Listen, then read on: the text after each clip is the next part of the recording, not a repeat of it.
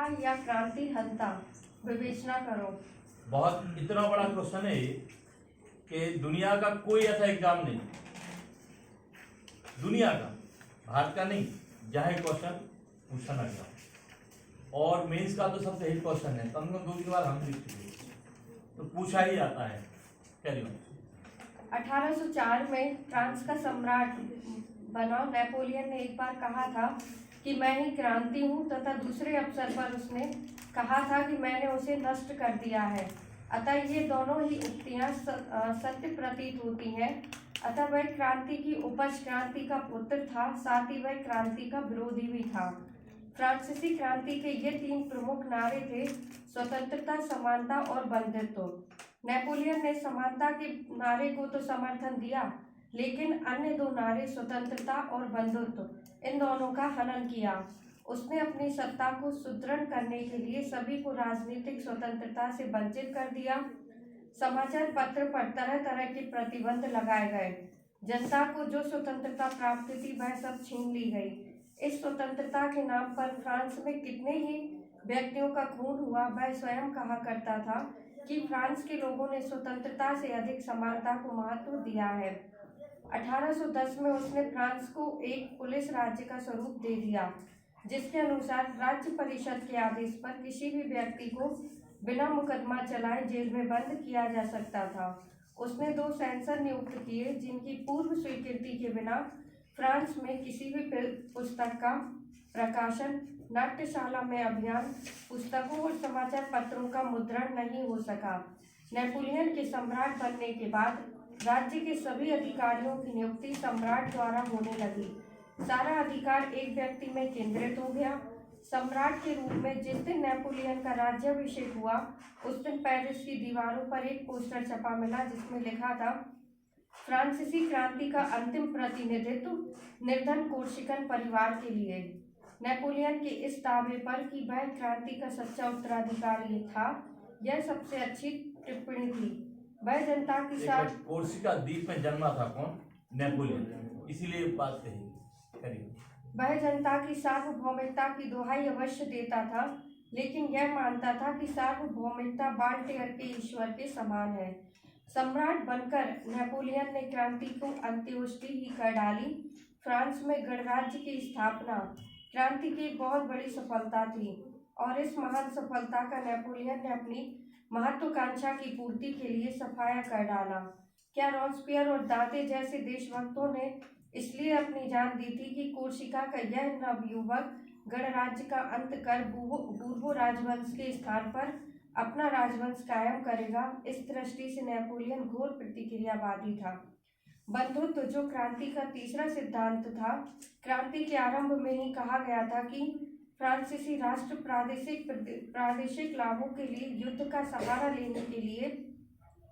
सहारा लेने के सिद्धांत का परित्याग करता है और संसार के सभी लोगों के साथ भाईचारे के सिद्धांत पर आधारित जीवन बसर करने का ऐलान करता है।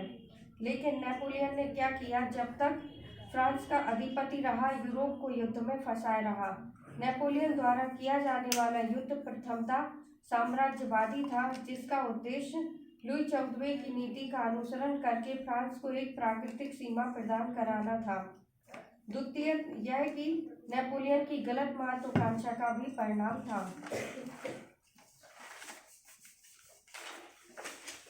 वह विश्व विजयी बनने का स्वप्न भी देखा करता था तथा आधुनिक युग का सीजर व सिकंदर बनना चाहता था।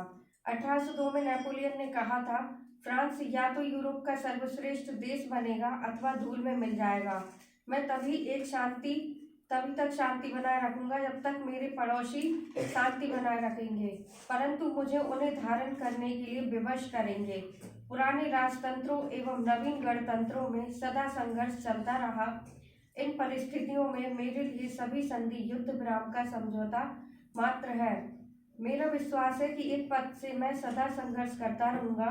नेपोलियन के मन में स्थायी एवं स्थिर शांति का विचार कभी आया ही नहीं। एक और जहां जहां नेपोलियन ने अपना अधिकार किया, वहां सुधार भी किया गया, जिससे यूरोप की जनता को कुछ लाभ हुआ। सामंती प्रथा का अंत तथा अर्धदासों का उद्धार हुआ। इन स्थानों पर नेपोलियन का स्वागत मुक्तिदाता के रूप में किया गया। वहीं दूसरी ओर समानता के सिद्धांत को कुचला गया। अपने ही परिवार के अयोग्य व्यक्तियों को ऊंचे ऊंचे पद दिए गए। वहीं सर्वहारा मजदूर वर्ग की स्थिति में भेद किया गया। उसने अपने पुराने सेनापतियों, साथियों और संबंधियों को उच्च पदों पर नियुक्त किया। गणराज्य के सेनापति मार्शल बना दिए गए।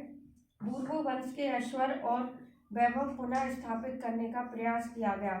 इस संदर्भ में ग्रांटे एवं टेम्परल ने ठीक ही लिखा है कि नेपोलियन क्रांति का बालक था, परंतु उसने उन आंदोलनों और उद्देश्यों को जिससे उसका जन्म हुआ था उलट दिया था। वह क्रांति का पुत्र था, परंतु ऐसा पुत्र जिसने अपनी माता यानी क्रांति की हत्या कर दी है। निष्कर्ष इस प्रकार स्पष्ट हो जाता है कि सीमित अर्थ में नेपोलियन क्रांति का उपज था, लेकिन व्यापक अर्थ में वह एक बहुत बड़ा प्रक्रियावादी या प्रतिक्रांतिवादी था। फिर भी यह तो मानना ही पड़ेगा कि उसने सामंतवाद को एकदम नष्ट कर दिया, जनसाधारण में प्रतिभा और योग्यता के आधार पर पदों का वितरण किया, मध्य वर्ग को सामाजिक और नागरिक एकता प्रदान की। उसने किसानों से उन जमीनों को वापस नहीं लिया जो क्रांति के समय उन्हें कुलीनों से मिली थी। अतः ये दोनों कथन कि नेपोलियन ने पुरातन व्यवस्था को संगठित किया और क्रांति को सुदृढ़ और सुरक्षित बनाया सत्य प्रतीत होता है। उसके कुछ विचार थे कि सत्ता मेरी रखेल है, इसे वश में करने के लिए सत्ता मेरी रखेल है, इसे वश में करने के लिए मुझे इतनी दिक्कत उठानी पड़ती है कि मैं ना तो उसे किसी को छीनने दूंगा और ना ही अपने साथ भोगने दूंगा।